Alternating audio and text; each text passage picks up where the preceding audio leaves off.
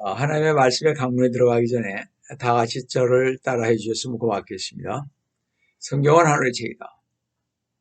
그래서 성경을 가까이 하면 세상에 멀어지고 성경을 멀리 하면 세상에 가까워진다.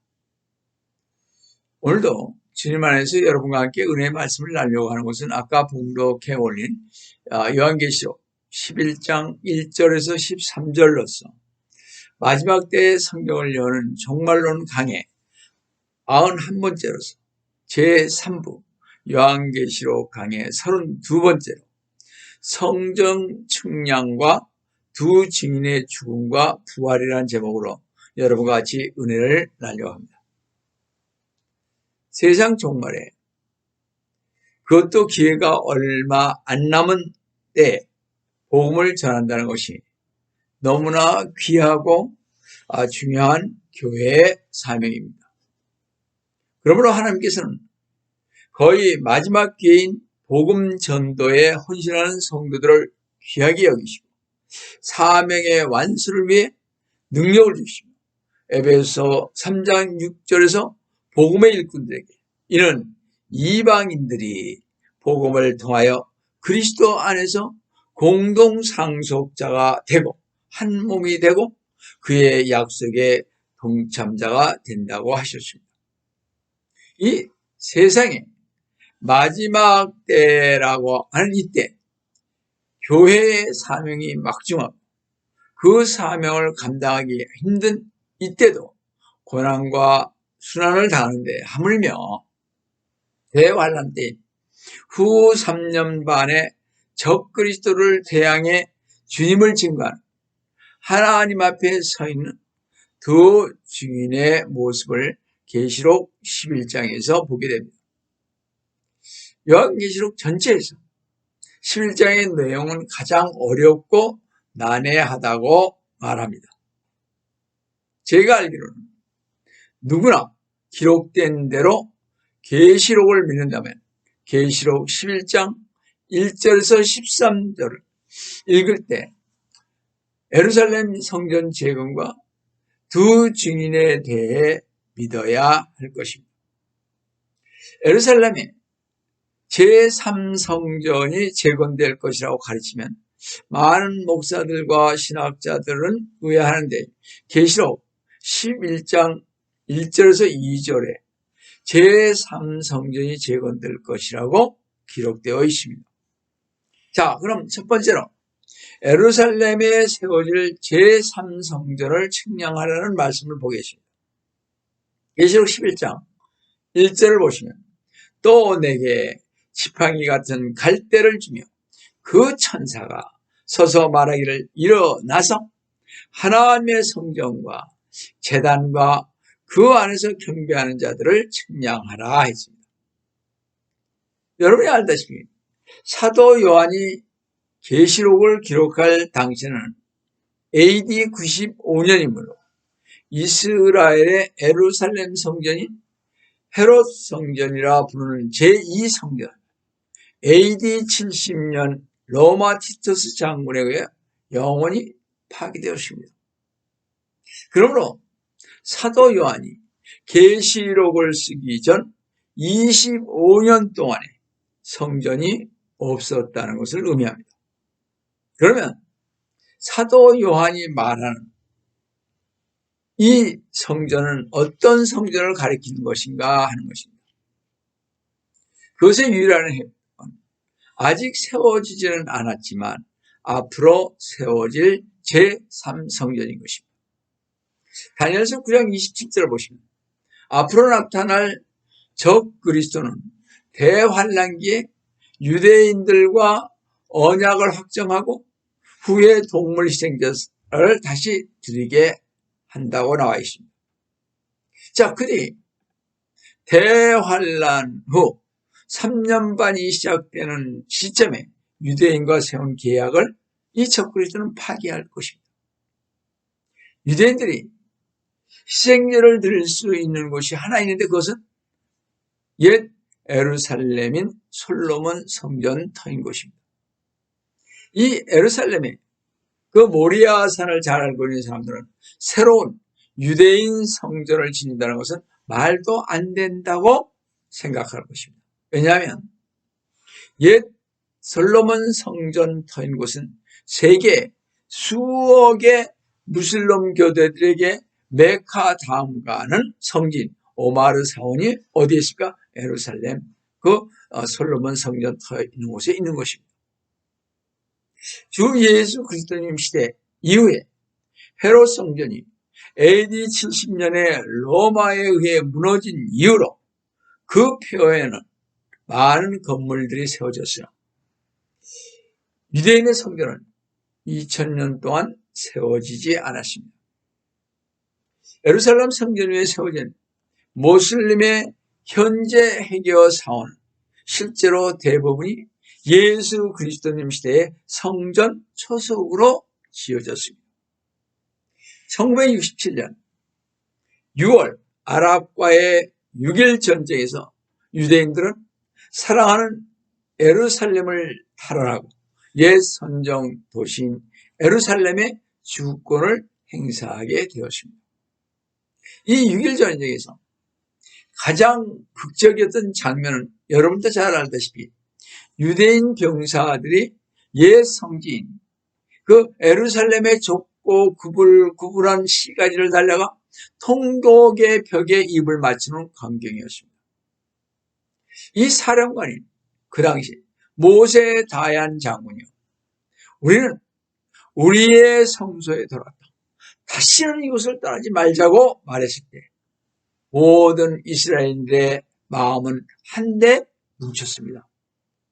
그뒤 유대인의 성전은 다시 짓는 문제에 대해서 유대인과 이방인 세계에 많은 연구가 있어 왔습니다. 6.1 전쟁 이후로 유대인들은요, 성전에 있는 산 주변과 통곡의 벽 전면을 따라서 대대적인 발굴을 착수하였습니다. 1973년 초에 히브리 대학교 고고학자에 의한 발굴로 몇십 개의 방 모양이 발견되었습니다. 땅속으로 깊이 들어갈수록 고고학자들은 헤롯 때의 성전에서 첫 번째 중요한 것을 발견했는데 그것은 솔로몬 현관의 기둥이었습니다. 1992년 현재 지성소가 있는 곳을 발굴하다가 발굴을 멈추었다고 하지만 더 이상 이스라엘 정부의 발표는 없습니다. 왜냐하면 무슬림 나라들의 그 강력한 반대 때문인데 이 오마르 사원 밑에서 발굴을 계속하면 어떻게 돼요? 건물이 약해져서 붕괴될 위험이 있다고 생각했던 것입니다. 또한 무슬림들은 유대인들의 이런 발굴은 한 가지 목적을 위한, 즉 유대의 성전을 다시 세울 가능성을 위한 자료로 수집하기 위한 것이라고 믿고 있기에 무슬림들은 절대 허용하지 않을 것이고 유대인 성전을 오마르 사원을 헐고 짓는다면 이스라엘과 아랍 국가 간의 대규모의 전쟁이 일어날 것입니다. 어떤 사람들은 만약이요, 저도 그렇게 얘기합니다만 만약 지진이 일어나 오마르 사원이 무너진다면 유대인 성전을 짓는 것이 가능하지 않느냐고 말하지만 그렇지 않을 것입니다. 불가능할 것입니다. 무슬림들이 생각하는 이 성스러운 곳인 오마르 사원이 지진으로 무너진 곳에 유대인 성전을 짓는다면 아랍 국가들의 격렬한 반발을 일으킬 것이 짓지 못할 것입니다. 그러나 제 생각이에요. 이사야 28장 15절의 예언대로 저 그리스도가 유대인들과 더불어 언약을 세우는 대가로 유대인들이 소망하는 성전을 짓게 하고 동물 희생 제사를 회복해 할 것입니다. 그래서 유대인들은 성전 재건을 도운 적그리스도를 메시아로 받아들이게 되는 것입니다. 계시록 13장 11절 18절에 나오는 말씀이죠. 성도 여러분, 오늘날 주 예수 그리스도를 믿고 다른 성도들은 성전이 지어졌을 때는 아마도 이 세상에 있지 않고 휴거되었을 것입니다. 아마도 이 삼성전은 대환란 이후에 짓기 시작할 것이기 때문이라고 봅니다. 저는 이게 확실한 건 모르죠. 제 생각에는 대환란 직후, 그러니까 어쩌면은 대환란 전에, 어쩌면 대환란 후에 이렇게 짓지 않을까 생각이 됩니다. 그러나 만약 오마르 사원이 헐리고 모리아산인 지금의 유대인의 성전을 새롭게 그곳에 짓는 것을 만약 성도들이나 제가 보게 된다면 여러분이나 저는 모든 일을 그만두고 성도들끼리 모여 말씀과 기도에 전념해야 할 것입니다. 왜냐? 곧 휴거가 일어날 것이고 대환란이 오게 되기 때문입니다. 그런데 환란 중에 살고 있는 많은 유대인들이 구약 성경에서의 제물의 상징인 메시아에 대한 진리에 관심을 기르지 않고 있기 때문에 하나님께서는 자신의 백성의 영적인 상태를 평가하시기 위해 그것을 측량하시는 것입니다. 계시록 11장 2절을 보시면 그러나 성전 밖에 있는 뜰은 남겨두고 측량하지 말라.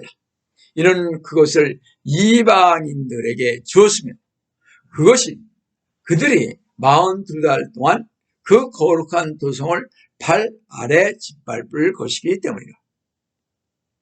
유대인들에게 그 영적인 상태를 유대인들의 그 영적인 상태를 측량하신 하나님께서는 예루살렘에 대한 이방 국가들의 심판의 시기를 할당했습니다.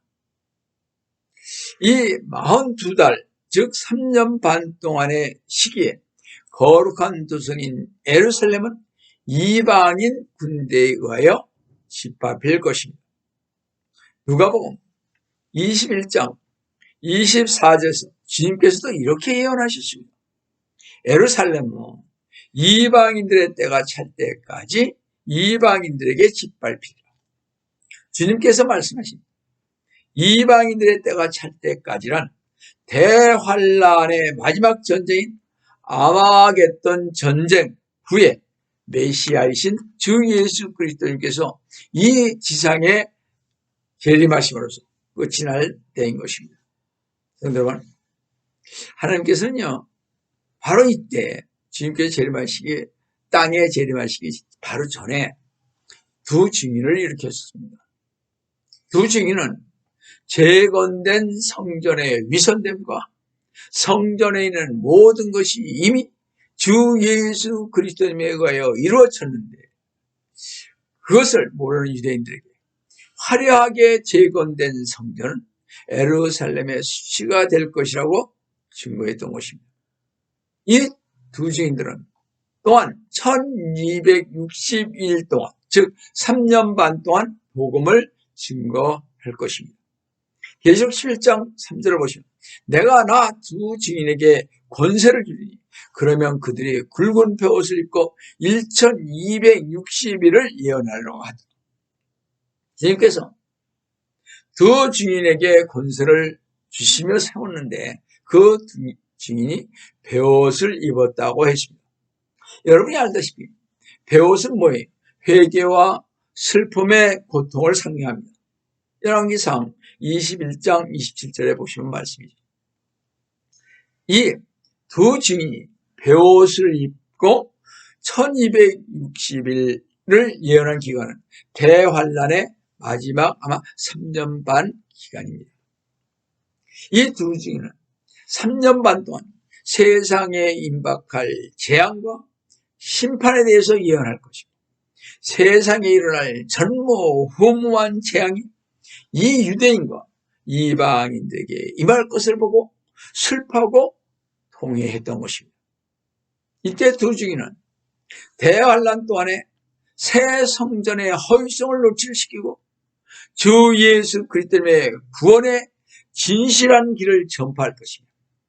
또한 새로운 세계 지도자가 나타날 것인데 그는 적그리스도로서 그가 무엇을 할지에 대해 아마 두 증인이 가르쳐 줄 것입니다. 그럼 이 두 증인은 누구일까 하는 것입니다. 계시록 11장 4절을 보시면 이들은 땅에 하나님 앞에 서 있는 두 올리브 나무이며 뭐라 그랬습니까? 두 촛대라 그랬습니다. 하나님의 권세를 받아 베옷을 입고 예언하는 두 증인들을 두 올리브 나무와 두 촛대라고 했습니다. 이 두 올리브 나무는 스가랴서 4장 12절에서 14절을 보시면 두 금관으로 스스로 금 기름을 쏟아내는 이 두 올리브 나무 가지들은 무엇이니까? 이렇게 물었습니다. 스가랴가. 그랬더니 하나님께서 14절에 이들은 두 기름 부음 받은 자들이 온 땅이 그 주 곁에 서 있는 자들이라 하십니다. 이들은 기름 부음 받은 자들이며 주 곁에 서 있는 자들이라고 그러십니다. 또 두 증인은 두 촛대라고 그러십니다. 예수 그리스도님께서 마태복음 5장 14절에서 16절에서 성도들은 어두운 세상의 빛을 밝히는 사명을 감당할 것을 말씀하셨습니다.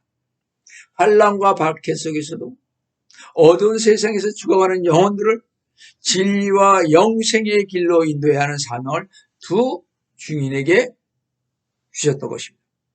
그리고 두 증인은 증인으로서의 사명을 받았을 뿐만 아니라 능력도 부여받았던 것을 볼 수 있습니다. 계시록 11장 5절을 보시면 누구든지 그들을 해치려고 하면 그들의 입에서 뭐가 나와요?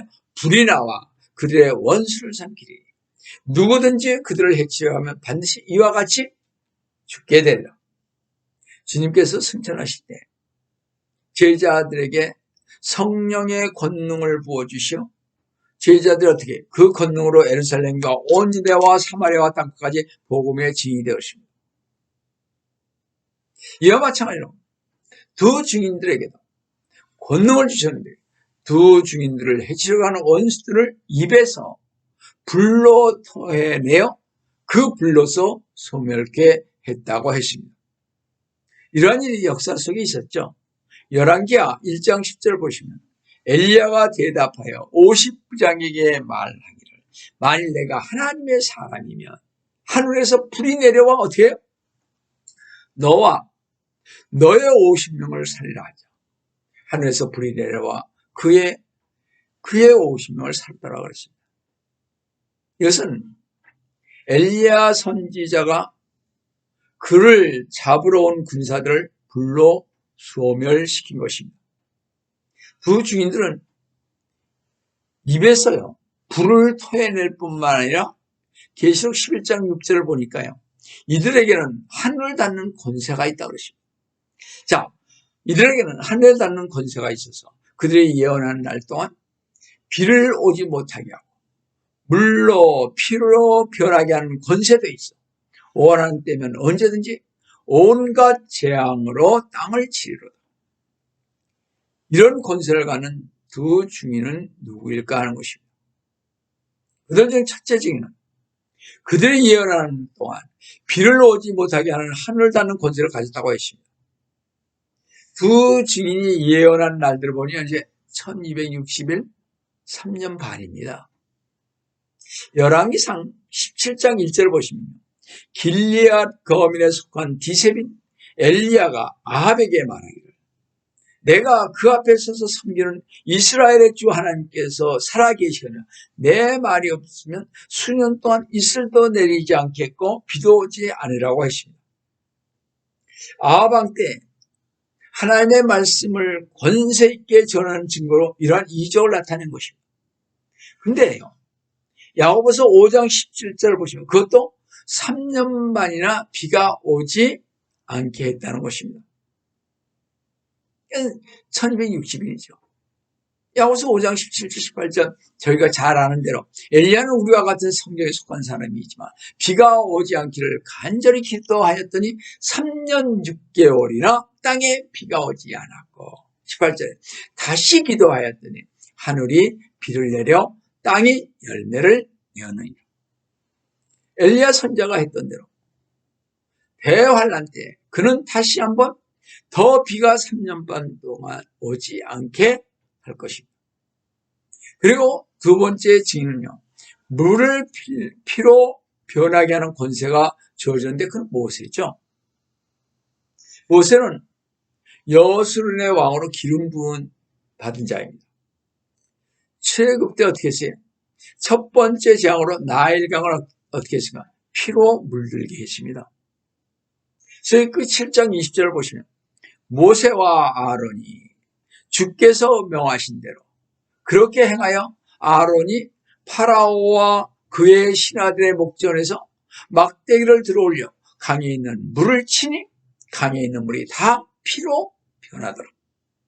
하나님께서는 모세를 통해 이집트에게 10재앙을 내리신 후에 또 민수기 16장 35절을 보시면요, 또 주께로부터 불이 나와서 향을 피우던 어떻게 250명을 소멸시키더라 그러십니다.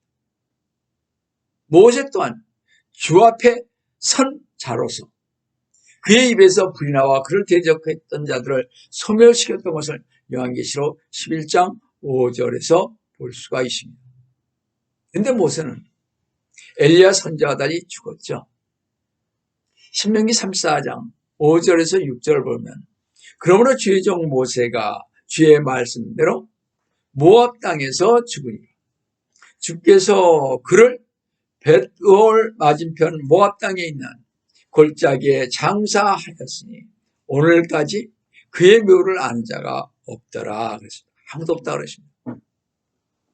모세의 시체를 찾아보았지만 찾지 못했다 했는데 유다서 1장 9절에 보시면 이런 말씀이 나와 있습니다. 그러나 천사장 미가엘도 모세의 몸에 대하여 마귀와 더불어 다투며 논쟁했습니다 했습니다. 모세는 죽었지만 그의 몸은 땅에 머물러 있지 않고 부활하였던 것 같습니다. 그래서 모세의 몸이 미카엘 선사장과 마귀의 논쟁 대상이 되었던 것입니다. 모세는 대환란 때 증인으로 와서 증거하다가 목뱀 당해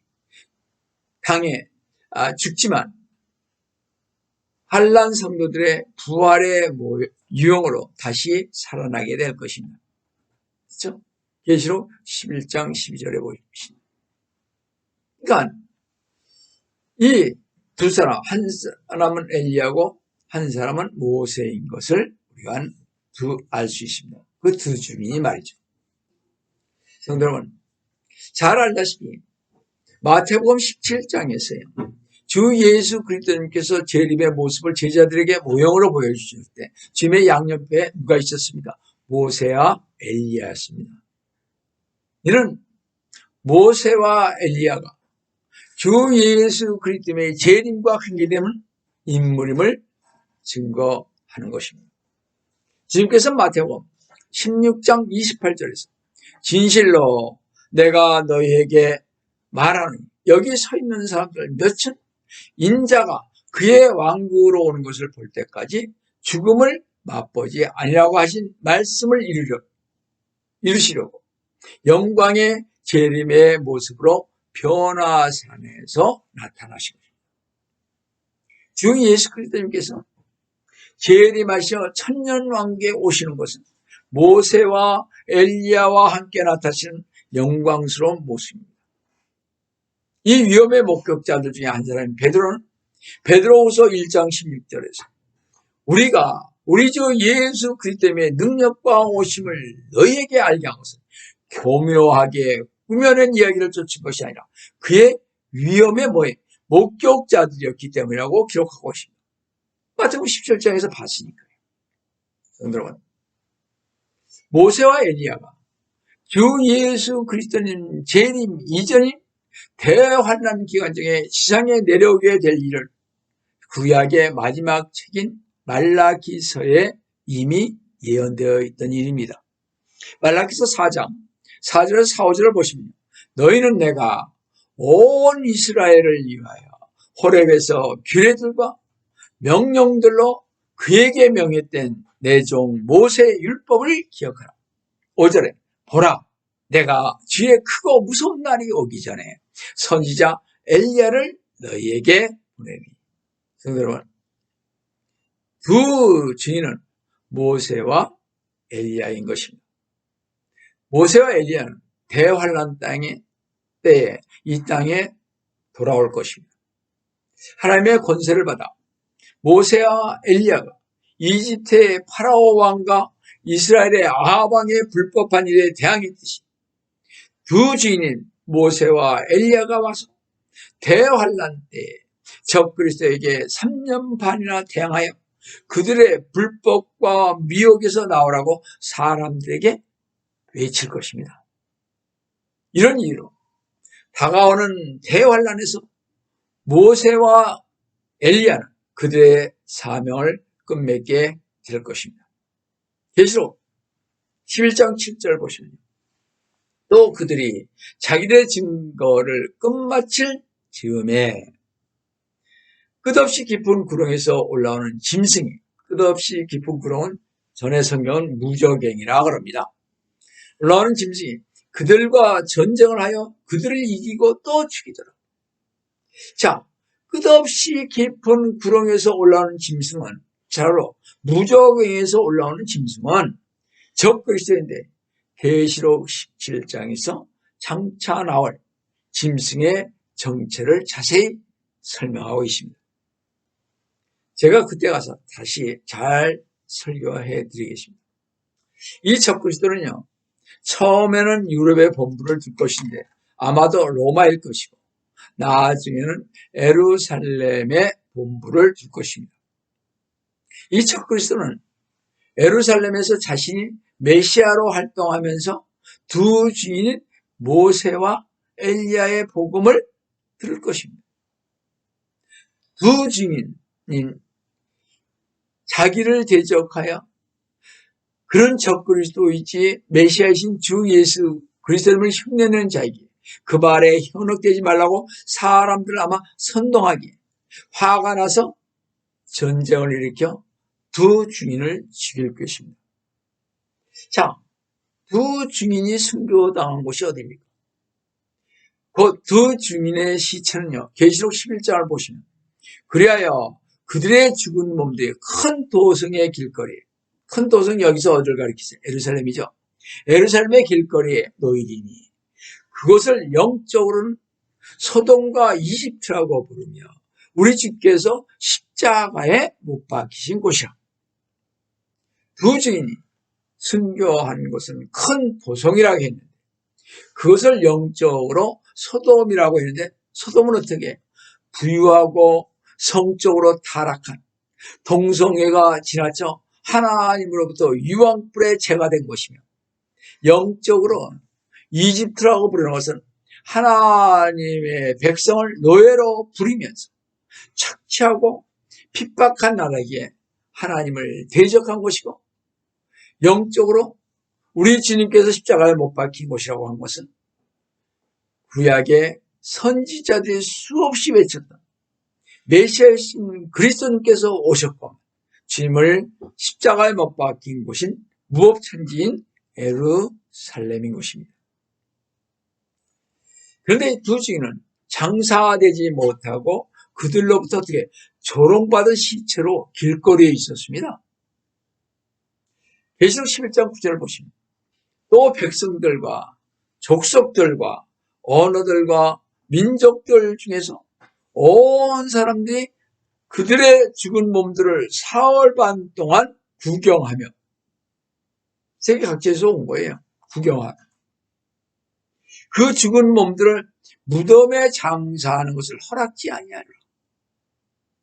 이 사람들은 두 증인이 외치는 예언과 경고와 회개의 말을 듣고 뉘우치고 돌이킴이 아니라 오히려 그 말을 듣는 순간에 고통스럽게 들었기에 두 증인의 죽은 시체들마저도 미워하여 장사 지내지 못하게 하고 3일 반이나 방치하고 기뻐하였으니 이는 그들이 그 두 증인을 얼마나 증오했는지 알 수가 있습니다. 계시록 11장 10절을 보시면요. 땅에 사는 자들은 그들로 인하여 즐거워했습니다. 죽은 그들로 인해서 즐거워했다는 거죠. 또 기뻐했다고 그랬습니다. 또 서로 선물을 보내니 이런 두 선지자가 땅에 사는 자들을 괴롭게 하였기 때문이라. 3년 반 동안 이 세상의 모든 나라에서의 신앙이 없는 사람들은 하나님의 위대한 증인의 매장되지 못한 시체를 보고 즐거워하며 기뻐하고 서로 선물을 보냈다 그러십니다. 성도 여러분, 100여 년 전만 하더라도 어떻게 세상의 모든 사람들이 예루살렘의 길거리에 주여 있는 두 증인의 시체를 볼 수 있는가 하는, 그렇기 때문에 요한계시록을 의심해 볼 수가 있었던 것입니다. 그런데 지금은 어떻게 인터넷 발달로요, 두 시체를 바로 보게 되죠. 그렇지 않습니까? 인터넷 발달로 두 주인의 시체를 사흘 반 동안 아마 시시각각으로 보던 세상 사람들은요, 그들의 눈을 의심하게 될 두 증인이 어떻게 부활한 모습을 역시 보게 될 것입니다. 왜냐? 계속 비춰줬으니까요. TV에서, 인터넷에서. 자, 계속 11장 11절을 보세요. 사흘 반 후에 하나님께로부터 온 그 생명의 영이 그에게로 들어가니 그들이 각기 발로 서더라. 그러자 그들을 바라보던 자들에게 큰 두려움이 임하더라. 성도 여러분, 분명 두 증인은요, 사흘 반 동안 시체로 있었습니다. 그런데 하나님께로부터 온 생명의 영이 그 두 증인에게 들어갈 때 죽은 지 어떻게 3일 반 만에 일어났습니다. 하나님을 적대시하는 자들에게 바른 말과 진리를 전하여 괴로웠는데 그 증인이 죽자 어떻게 기뻐하였는데 다시 살아났으니 그 놀라움과 두려움과 공포는 상상 밖이었을 것입니다. 그렇죠? 성도 여러분. 그런데요, 더욱더 놀라운 것은 죽었던 이들이 그들의 눈앞에서 죽어 들림을 받았다는 것입니다. 계속 11장 12절을 보시면 그들이 하늘로부터 나는 큰 음성을 들었는데 그들에게 말하기를 이리 올라오라 하므로 그들이 구름을 타고 하늘로 올라가니 그들의 원수들이 그들을 바라보더라. 우리가 잘 알다시피 이 구름은 사도행전 1장에서 예수 그리스도님께서 전하실 때 있었죠.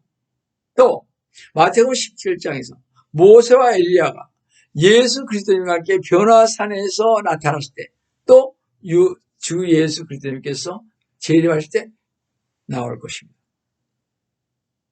그런데 오늘 이들은요, 사람들이 보는 앞에서 휴거를 하였다는 것입니다. 들림을 받았다는 것입니다. 이것은 환난 성도의 휴거인 것입니다. 이들을 미워하고 괴롭히고 핍박을 했던 사람들이 이 하늘로 올라가는 광경을 목격했을 때 그거 얼마나 놀랐겠습니까? 그런데 이들이 보는 데서 하늘로 올라가는 것을 볼 때 큰 지진이 일어났습니다. 계속 11장 13절을 보시면 또 같은 시간에 큰 지진이 일어나서 도성의 10분의 1이 무너지니 그 지진으로 죽은 사람들이 7,000명이었더라. 남은 자들은 무서워하며 하늘의 하나님께 영광을 돌리더라. 두 증인이 하늘로 올라갈 때 지진이 일어났고 주님께서 십자가에 돌아가셨을 때도 지진이 났었죠.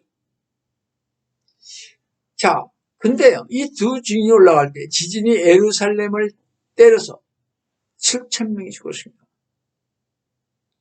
그러니까 살아남은 자도 놀라서 하늘에 하나님께 영광을 돌렸다 그러십니다. 성도 여러분, 대환란 끝에 가서 구원받은 사람도 있지만 땅에 남는 사람들도 있는 것입니다.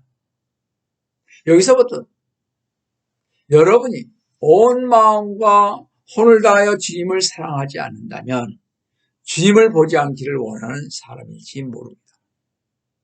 어떤 면에서 그런 분은 주님의 재림을 원치 않을 것입니다. 주님을 온 마음과 혼을 다해 사랑하지 않는 분은 주님의 재림을 배우지 않을 것이고 그 사람은 바깥 흑암에 던져질 것입니다. 주님이 곧 오신다는 말을 전하지 않는 자들은 반드시 그들은 예수 그리스도를 믿는다고 입으로는 말하면서 절대 주님의 재림을 인정하지 않는 사람이기에 그들은 구원받지 못했다고 저는 생각이 듭니다. 성경은 보라, 지금은 깨어 일어나라고 하십니다. 마지막 시대인 지금 요한계시록에 전할 자가 없다고 하십니다. 성도인 우리의 사명이 척박하다고 말씀하시는 주님의 말씀을 경청하시는 우리 성도 여러분 되시길 속죄를 하신 주 예수 그리스도님의 이름으로 축원드립니다. 다 같이 기도하겠습니다. 사랑의 하나님 아버지, 오늘도 주님의 은혜를 진심으로 감사를 드립니다. 오늘도 주님께서 저희와 함께 해주심을 감사를 드립니다. 이 두 증인이 마지막 때에